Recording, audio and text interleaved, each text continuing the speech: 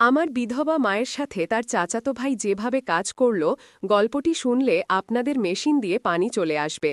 আমার নাম কিরণ। আমার বয়স ৩৮ বছর। আমি বিবাহিত এবং মধ্যপ্রদেশের একটি ছোট শহরে থাকি। আমার পরিবারে আমার স্বামী, যার বয়স ৪৭ বছর, আমার ১৪ বছরের ছেলে এবং ১৭ বছরের মেয়ে রয়েছে। আমার স্বামী একটি চাকরিজীবী মানুষ, কিন্তু গত ৮ বছর ধরে তিনি হাঁপানিতে ভুগছেন। এই কারণে সামান্য শারীরিক পরিশ্রম করলেই তার শ্বাসকষ্ট শুরু হয়। আমি যেমন মানুষ বলে এখনও বেশ আকর্ষণীয় দেখতে। আমার বন্ধু এবং আত্মীয়রা প্রায়ই আমাকে জয়া প্রদার সাথে তুলনা করে, এবং আমি এই প্রশংসায় একটু গর্বিত বোধ করি।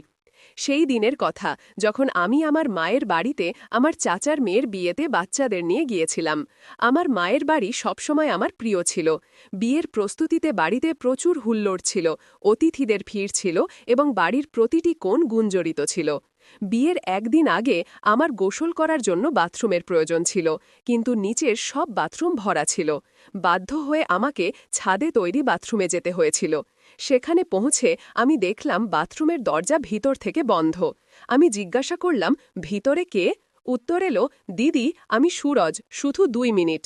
সুরজ আমার চাচাতো ভাই, আমার চাচার ছেলে, ২৮ বছরের যুবক যে চাকরি করে।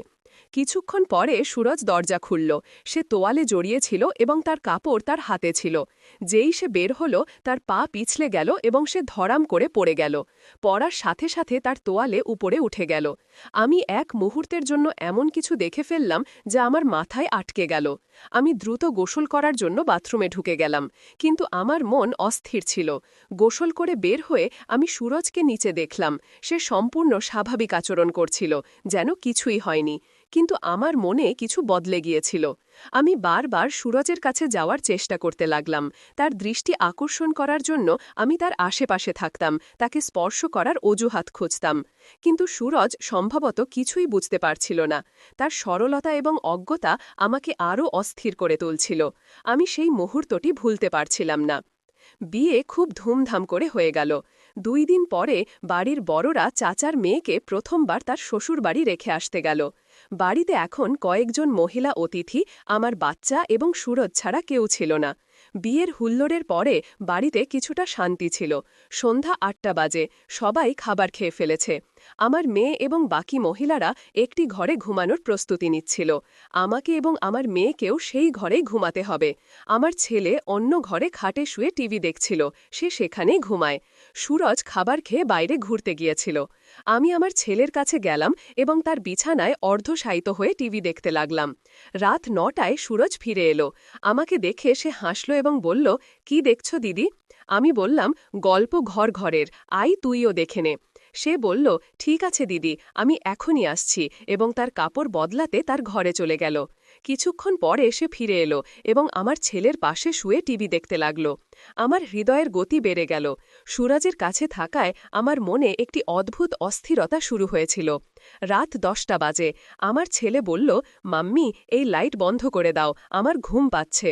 তোমার এই শ্বাস বউয়ের ড্রামা অনেকক্ষণ চলবে। আমি জানি তুমি পুরো দেখে তবে ঘুমাবে। এটা শুনে আমার হাসি পেল এবং সুরজও হাসতে লাগল। সে বলল, হ্যাঁ দিদি, লাইট বন্ধ করে দাও, আমার চোখও ভারী হয়ে আসছে, আমি শীঘ্রই ঘুমিয়ে পড়ব। আমি বললাম, ঠিক আছে, এবং উঠে লাইট বন্ধ করে দিলাম। তারপর সেই বিছানায় আমার ছেলের পাশে শুয়ে টিভি দেখতে লাগলাম। এখন দেয়ালের দিকে সুরজ ছিল, তারপর আমার ছেলে এবং তারপর আমি। কিছুক্ষণ পরে আমার ছেলে ঘুমিয়ে পড়ল।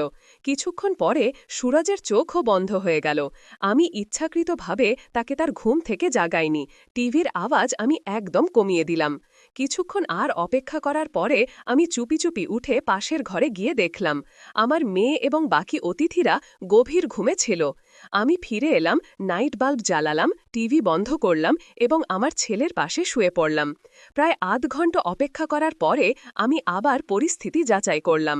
সবাই গভীর ঘুমে ছিল, সুরজও ঘুমাচ্ছিল। আমার মনে একটি ঝড় উঠছিল। আমি সুরজকে দেখছিলাম এবং আমার হৃদয়ের গতি থামছিল না। সেই রাতে আমার মনে কি চলছিল এটা সম্ভবত আমি নিজেও পুরোপুরি বুঝতে পারছিলাম না, কিন্তু সেই মুহূর্তে আমার ভেতরের আকাঙ্ক্ষা আমাকে অন্য কিছু ভাবতে বাধ্য করছিল।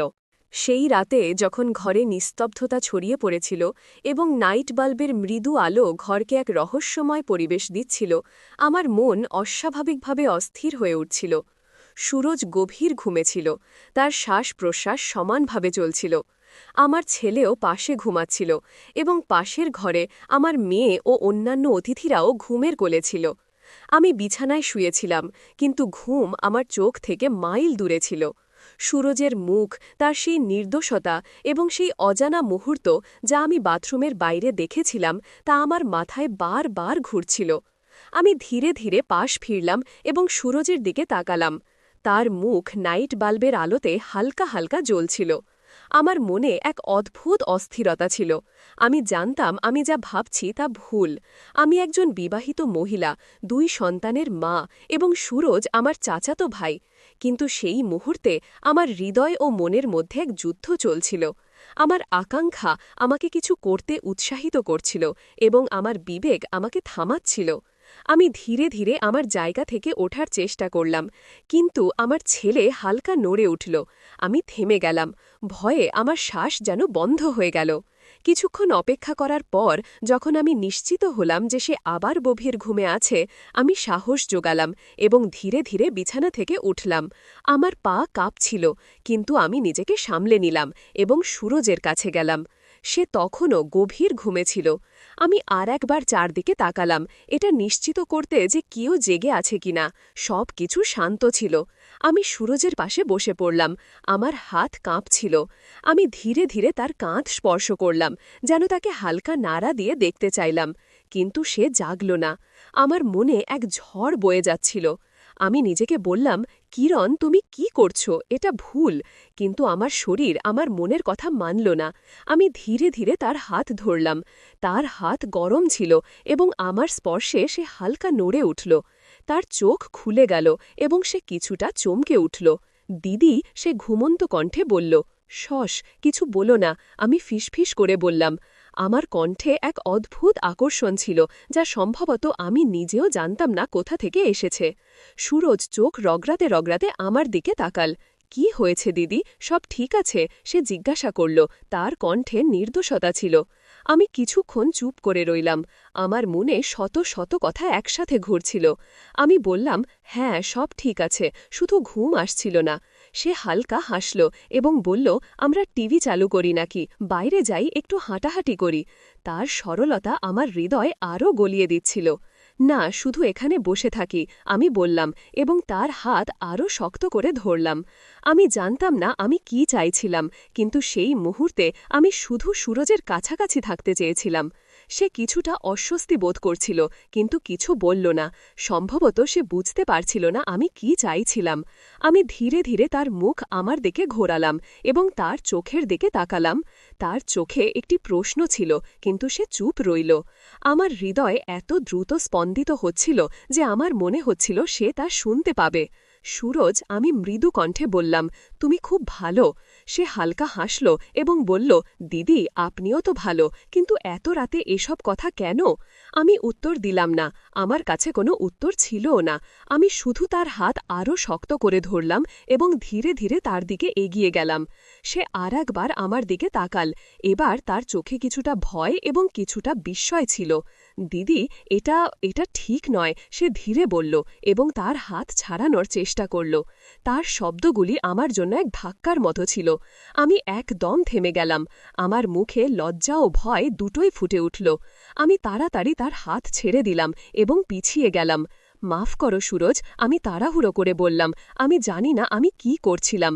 সুরজ কিছু বলল না। সে শুধু চুপচাপ উঠে গেল এবং তার ঘরের দিকে চলে গেল। আমি সেই বিছানায় বসে রইলাম। আমার চোখের জল থামছিল না। আমি নিজেকে গালি দিতে শুরু করলাম। কিরণ, তুমি কি করেছ? তুমি সব কিছু ঝুঁকিতে ফেলেছ। সেই রাতে আমি ঘুমাতে পারিনি। সকাল হওয়া পর্যন্ত আমি আমার চিন্তায় ডুবেছিলাম। পরের দিন সুরজ আমার সাথে স্বাভাবিকভাবে কথা বলল, যেন কিছুই হয়নি। কিন্তু আমার মনে এক গভীর বোঝা ছিল। আমি জানতাম আমি একটি ভুল করেছি এবং এখন আমাকে তার বোঝা সারা জীবন বহন করতে হবে।